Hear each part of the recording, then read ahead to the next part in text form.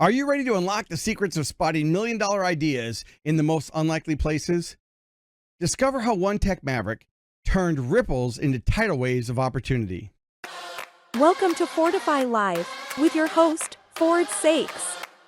Today, we're diving into the world of innovation and entrepreneurship with Jeff Gartner. He's a true pioneer in both technology and swim education. From developing the world's first smartphone to revolutionizing swim lessons, Jeff's journey is a masterclass in identifying opportunities and scaling businesses. Jeff, welcome to Fordify Live.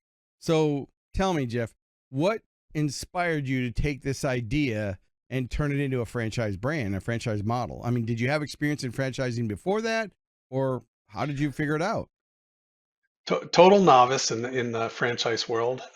Just another learning path that I've had to take. I started this business a few decades ago. It was an idea that formed in my backyard. Originally, having an instructor come in and give my own kids swim lessons. Once I live in the Northeast, and so the pool closes sometime in September, and where do you go next? So I looked around at some of the regular places you would normally go, a YMCA, community center, JCCs, places like that, and the comparison of the swim instruction that I got in my own backyard versus what my kids got there was just drastically different. So I just figured there's a better way to do this. And that sort of spurred the idea where I then went around looking for indoor heated pools in order to run a program with a swim instructor. And so that started a couple decades ago.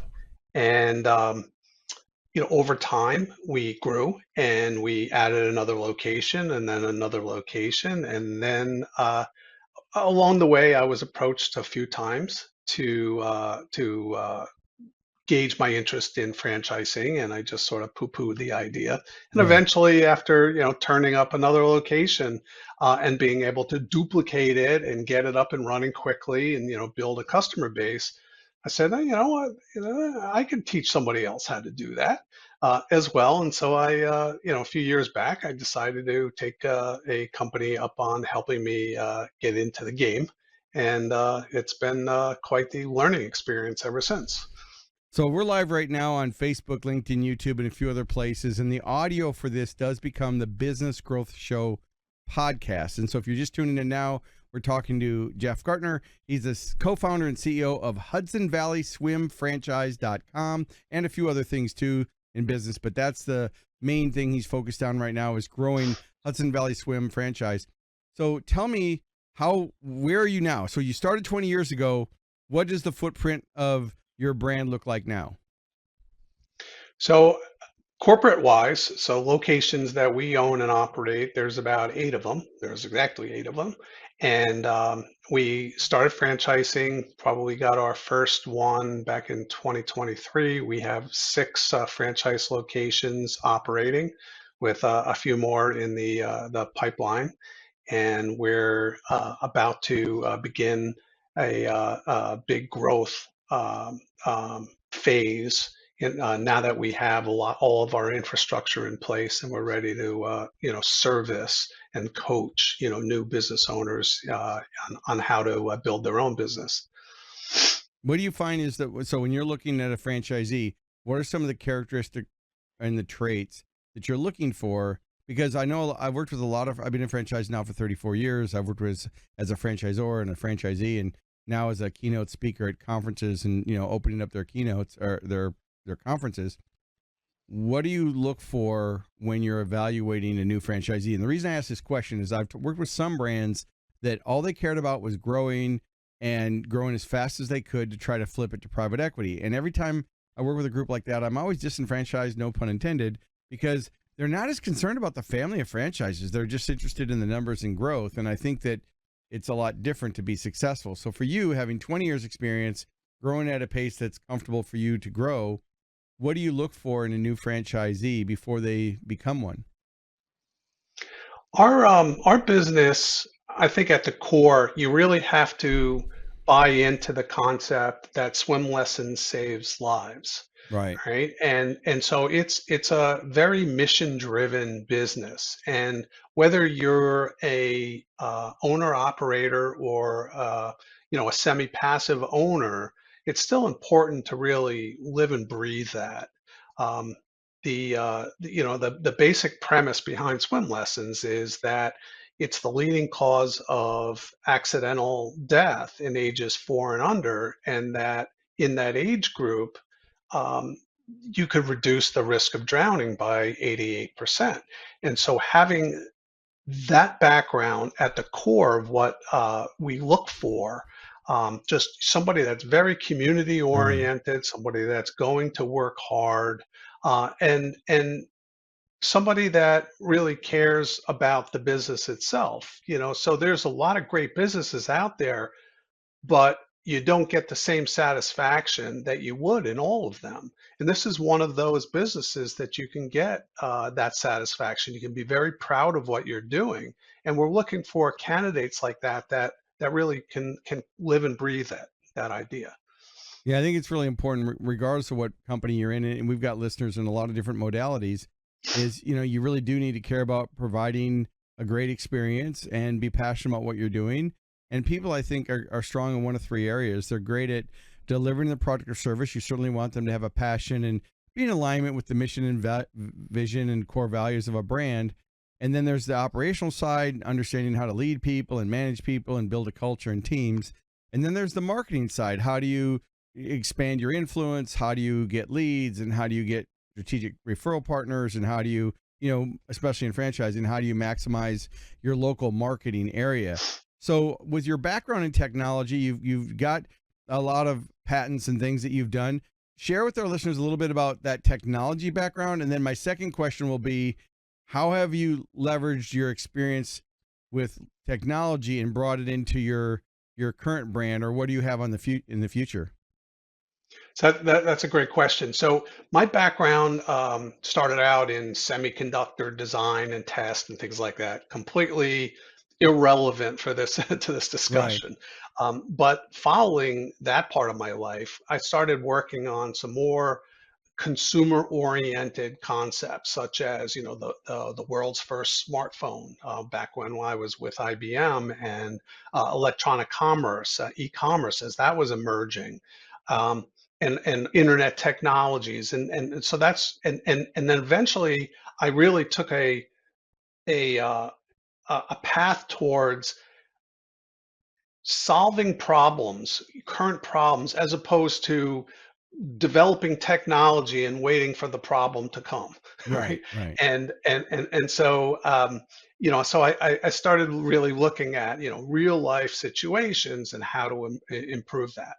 And so that having that background in just business process automation has really been helpful, because when I franchised, even before I franchised, looking at the business and saying, how can we run it smoother than we are? So looking for software packages to help with the registration flow, for instance, but once I did decide to franchise, I looked at what is it going to take. That not everybody has that 20 years of experience that Right. I have. What's it going to take to put Ford in business, right? He doesn't know anything about the Yeah. insurance plan that you need. He doesn't know the chart of accounts you need for bookkeeping. He doesn't know anything about marketing. He doesn't know any of these things. And so I took a look at everything, and I try to build a turnkey operation for everybody. And what that does is also helps you get into business much quicker. So instead of spending 7 months trying to find an insurance plan, somebody that'll insure a swim school, I have it already there for you. So I've got the relationships already built out in all the payroll. I've got prices all pre-negotiated. I've got the phone system all worked out. So I've got everything worked out where we just spend about 3 months onboarding you, and you're operational. In fact, a month before you even become operational, you already start taking enrollments. So you've got cash flow coming in a month before you even begin operating. So it's really a cool business. But I believe it's well constructed from a business perspective to make you help you become successful. Well, I know you guys have been touted as one of the franchise brands to watch. I mean, you're certainly emerging and tagged as that. What do you see as some of the challenges you've had to overcome as you've grown now and as you look to the future? What do you see on the horizon that are some of the challenges that you or your franchisees are facing? Well, I think in general, the challenge is always marketing and getting that message across. We develop territories that are really that have an abundance of kids in the target age group. We also do adults and so forth, but the target age group really is 14 and under. In fact, more like 12 and under. All right, and so how do you get that message out? Most people think of swim lessons; they think of the summer, Right, and they don't really think that it's a process that takes time, much like learning to read. You didn't learn to read in a summer, right? You right. learn to read over several years of building a foundation and then developing on top of that foundation until you're able to read. It takes several years to really become proficient in the water as well, starting from infant, where for the most part, you're teaching them how to survive in the water, all the way through, some of the older ages where you're teaching them, strokes. Um, there's not a lot of people that want to go beyond that, but we also are capable of teaching, the more advanced people. But for the most part, most people are really learning to be proficient in the water, swim a freestyle and a backstroke, and be able to do lap swimming, and we can take them there. That's fantastic. When it comes to marketing, yes, so I'll go touch on a couple of different things. What do your franchise do? What is your system, or what are you sharing with your franchisees to help find their ideal customer? So if they've identified their parents and families with kids, under 12 years old, what are some of the things you're doing to be visible in the target markets? So we have actually a four-prong marketing program. Most people think about marketing these days and it's digital, right? Right. And but that's only one component of marketing, in our opinion. So there's things that you can do on site. For instance, if you're at a fitness facility, obviously you could do things on site to help bring their customer base and the children of that customer base, to the program. Um, but also, when you have customers there, marketing and kind of mining them for friends, referrals, and things like that. Um, Digital is a piece, but then we like to get out into the community. We believe community marketing, where you're building awareness, is really, really key. So going to the preschools and doing safety days, going to places where kids congregate, maybe for an event, an Easter egg hunt, so grabbing vendor tables at those kind of events. And so forth. And so really sponsoring a T-ball team, that actually has long legs when Yep. when you're giving them a T-shirt and it carries your logo on it, right? So there's a lot of community-based things that we do. And lastly, we really promote the referral aspect of the business, because ultimately half your business is going to get driven by referrals.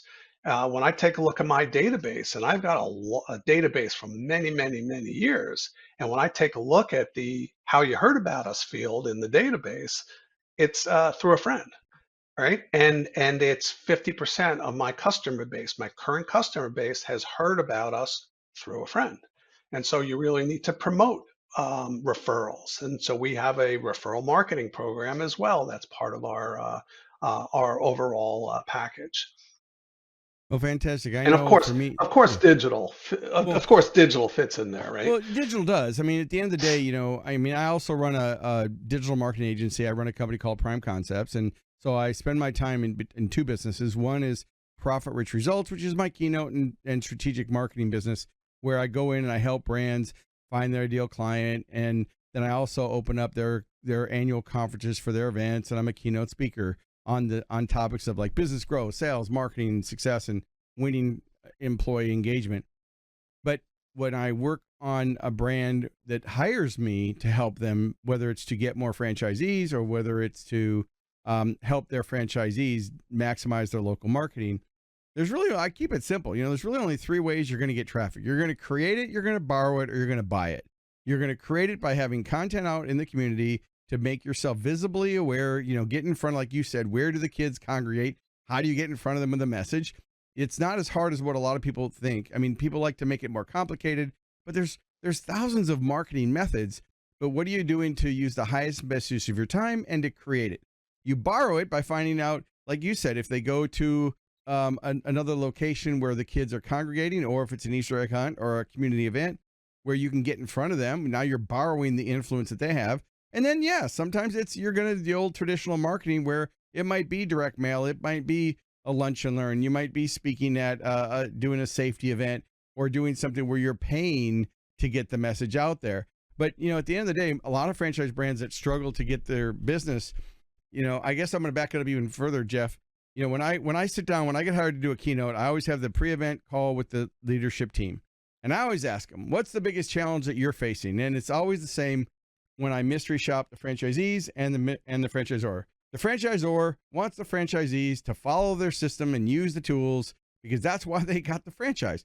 And the franchisee says, look, I spent all this money on this business. Why aren't you driving more business? And so my job as a third-party negotiator, in a sense, to come in and be a third-party endorsement for the franchise brand to let the franchisees know, look, you have a system, you have a great brand. Are you really executing? And that's usually where they're missing the boat, is where they know what to do, but they're not executing. And so how do you get them to, use the right attitude, take the right allocation of time, and take the right action steps? And once they actually do, that's when I see accelerated growth. But I'm curious, in the people who you've worked with, not only your corporate locations, but also the franchisees, is there one modality that you found really works? And is there one method that you've said, we tried that, it didn't work? Well, digital works very well for us. And there's ways to implement your digital strategy. And we have a third party that we hook all of our franchisees up with that knows how to implement it because I've shown them. And even there, I had to A/B test with them just to prove that how I like to market it was the more successful way to do it, Yes. right? And so they're bought in, and so that actually early on does a great job of both on an awareness side as well as kind of the lead gen side. Um, every territory is a little bit different. All right. And what rings true to in one territory isn't necessarily exactly the same in another territory.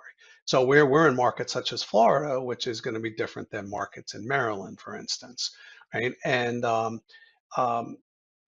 additionally, the competition that you have in each of these markets might be different. So you might tune your message a little bit to towards what they don't do well, right? And I would never disparage another swim school because they're in it for the same reasons we're in it ultimately, and so I applaud them. And so they're in a lot of ways, they're comrades, right, Right. in arms. And so, but there are things that they might not do that well, or they might take swimmers up to a certain point, and that's as far as they go. All right, and so there's opportunity to capture at that point. So, are those competitors in your market or not? And so learning kind of that market is also very helpful. Is it a older market versus a younger market? Maybe you tune your message towards adults as well, um, and so that you can capture that segment. So for instance, one of our territories in Florida has an older market. I'd say 20% of their customer base are adults, whereas it's probably 5% in where I am. And so they're tuning their message to sort of capture that audience. But understanding your region is critical. You can start with a general approach until you really get your feet wet and really understand that a little bit. You've got your ear to the tracks, listening to what customers are saying, coming from your competitors, for instance. That's very, very helpful as well. But I mean, ultimately, this is a kid-driven kind of a business, and so getting the parents that are in that 27 to 47 age group is really going to be your most success. And so finding ways to do that, as we've been discussing, is critical. Do you guys leverage any video testimonials? Do you encourage your franchisees to get video testimonials? Yeah, so we do video testimonials of our franchisees themselves, and we actually have a campaign now internally, within Right. each of the franchisees to actually capture video testimonials. Um, Honestly, they that works to a small extent. I think what works better is actually capturing, something that's extraordinary. Right. I've had, I always reference little Timmy. I've had little Timmy on video from years ago. He was a 7-month-old infant that was doggy paddling away from his parents. Somebody sees that video, on Instagram, wherever, and they're like, I want one of those, right? Yep. And so they'll come to us. And so seeing, a 5-year-old doing the butterfly, just extraordinary kinds of things, so showing, visual representation, of what our successes are really, really critical. For the adults, just seeing a beginner, some adult, that's holding onto a kickboard and just kicking away, being taught to kick, that rings really true to a lot of other adults that say, you know what, I'm embarrassed. Right? I don't know how to swim. I'm afraid of the water. I'm embarrassed. But I see this guy over here. He's not much better off than I am. Maybe I will learn. And so, I think video really bodes really well in any athletic event, including swimming. Yeah, I definitely agree that, when it comes to a digital footprint, you've got your website, you've got search engine rankings, you've got business reviews where like Google, you've got business directory listings if they're a member of an association. And then of course you've got social media. Whenever somebody says, where should I spend my time on social media? I always tell them the same thing, fish where the fish are. If we went out on a boat and went to a lake, we'd want to put our lines in the water where the fish are. Where do the people congregate? So for me, it's LinkedIn and YouTube. And I'm spending more time now on TikTok, believe it or not, because I like micro learning and probably because I have such a short attention span, right? And so I like that, but I do it from a standpoint of communication and what's valuable. And I think that there's never been a time in history where people could use technology, businesses can use technology to showcase their brand, showcase the value, build trust and credibility with social proof and video, and then encourage people to create content about it. For me, what I found from referrals was two things. One, look for the happiness moment. As soon as someone expresses any happiness moment, I tell my audiences, get your camera out and say, can I capture that to share with my team? So it's two-step. One, recognize the happiness moment. Ask them, can you capture it to share with your team? Don't say, hey, can I get a video so I can go put it up on YouTube? That freaks them out, right? So then once they've given you the video, you can say, wow, that was such a great video. Do you mind if I use it? And 100% of the time, once they've given you the video, there's no longer any fear. They're a lot more comfortable to be able to say, sure, go ahead and use it. And so I've worked with a lot of brands that weren't technical. They do it with their cell phone. They don't need fancy software. They don't need fancy editors. They just need authentic narratives that, what was it like? What was your experience like with Hudson Valley Swim, with the swim school? And then they can say, wow, you know what? I was a little resistant to coming in. And a backstory why I bring this up is one of the products that I was essential in growing and patenting and growing was a product called floating swimwear. Now, this was a swimsuit for kids that helped keep kids safe and give them peace of mind. It's a lot better to do what you're doing, which is to help them actually learn how to swim. So this was 25 years ago. It's a long time ago, but we took this company from a garage operation to $10 million in sales in 3 years. And we did it because we got the right message in front of the right market. When we first started selling it, we were looking for parents of kids with small children to help them buy these swimsuits because it was pliable. It was like a superhero suit that they could wear that had a zipper up the back, and it was real comfortable. It wasn't like those orange horse collar life jackets. And so it was great for parents and kids, but we found that our market, Jeff, actually was selling it in pool and spa stores in a kiosk or as a pop-up stand. And so we changed the message from saving kids' lives and giving parents peace of mind to instant profit center. But the reason it changed is we were now going after the store owners, and we ended up setting up 4,000 stores across the United States. We were in multiple catalogs. We were in mass merchants. And then finally, when our patent expired, then a bunch of people jumped on the bandwagon, and now I see them in Costco and Sam's, and it's morphed into a product. Yeah. But, we started that 30 years ago. Now I see it everywhere. It's everywhere. But the point is still the same. I mean, when you connect the right message, what I like about what you're doing with your brand is you're giving people confidence and freedom, and you're allowing them to, to one, protect their kids, right? To help their kids learn to swim and potentially save their lives. At the same time, we found a whole new market of special needs and adults that didn't know how to swim. When we first had the product, we thought it was just going to be, 5 and under, right? We weren't even going after the older ones. But then we had special needs people who just needed a little bit of buoyancy control. And then there were adults.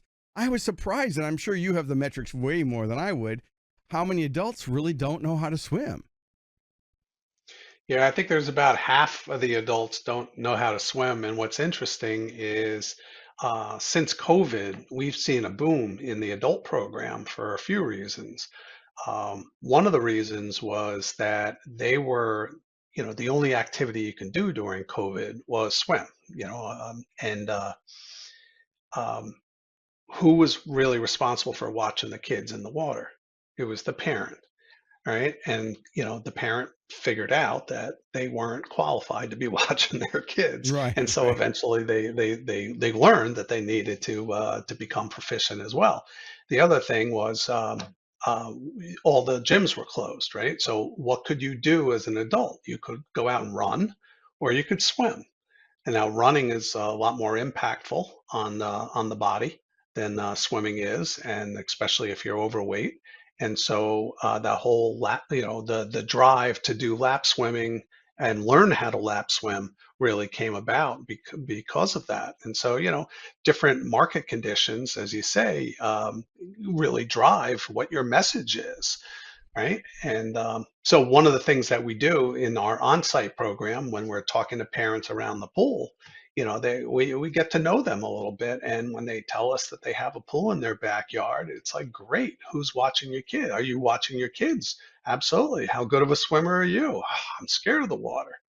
Boom. It's like now you have an opportunity to have that conversation. So it's you sort of work the message where the customer is, and it's going to change. It potentially changes over time. When we first started marketing our program, we didn't have digital media, right? We had a penny saver, and we had radio, and we had the newspaper, and we had road signs. Although road signs still are actually work very, very well still, and that is part of our marketing program. But not all municipalities allow road signs to be posted in their town. But regardless. Those other medias were very, very expensive. And so I think digital really has driven the growth, both from the awareness perspective, if nothing else, but it has driven the growth in our industry. I've seen tremendous growth over, since we implemented digital as part of our strategy. Wonderful. Well, thank you so much for joining me on Fordify Live. Is there any closing thoughts you have for our listeners today? So yeah, for the listeners, for those that are really looking for a business, this is a great business that you could start while you continue to work. You could certainly hire somebody to do some of the activities, an office coordinator to answer the phones during the day, and you could spend time on site in the evening, and you could basically be the business manager for the business itself as it grows. And then as you start to scale, then you can consider, doing this as a full-time endeavor.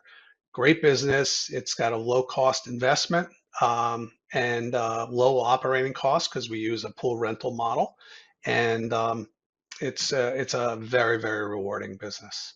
Well, thank you so much for being here today. Thank you, Ford. Thank you for tuning in to Fordify Live. Make sure to like, comment, and share this episode on your favorite social media platform. And don't forget to subscribe to the Business Growth Show podcast, available wherever you get your podcast streaming fix. We air weekly at 11 a.m. Central Time. So until next week, keep pushing the boundaries and never stop growing.